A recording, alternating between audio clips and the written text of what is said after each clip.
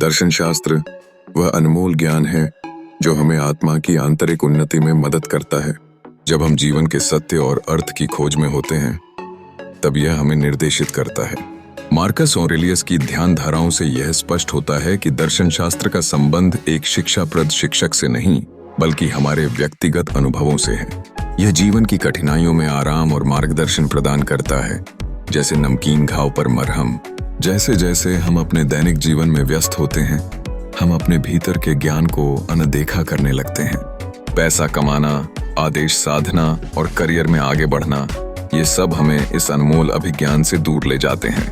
हमारी व्यस्तता यद्यपि एक तरह से प्रगति है, वास्तव में हमारे मानसिक स्वास्थ्य पर नकारात्मक प्रभाव डालती है।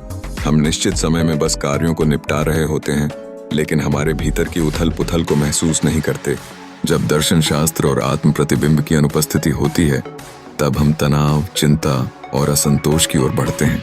हमारा मन धीरे धीरे कुंद हो जाता है और हमें जीवन के महत्वपूर्ण पहलुओं का ध्यान नहीं रहता। यही समय होता है जब हमें अपने आप से जूझना पड़ता है।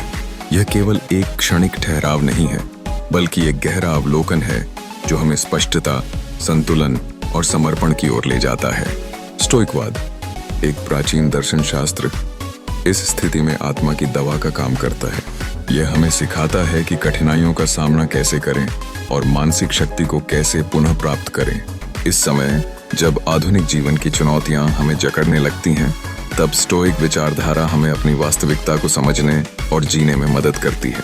इससे हम न केवल जीवन के कठिन रास्तों पर चलने के लिए तैयार होते हैं बल्कि इससे हमें उस शक्ति का अनुभव होता है जो हमारे भीतर हमेशा विद्यमान होती है।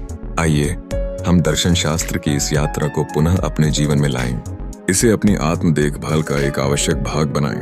ब्रेक सबसे महत्वपूर्ण है और हमें इसे अपने दैनिक रूटीन में शामिल करना चाहिए ताकि हम अपने विचारों और भावनाओं के प्रति सजग बनी रहें।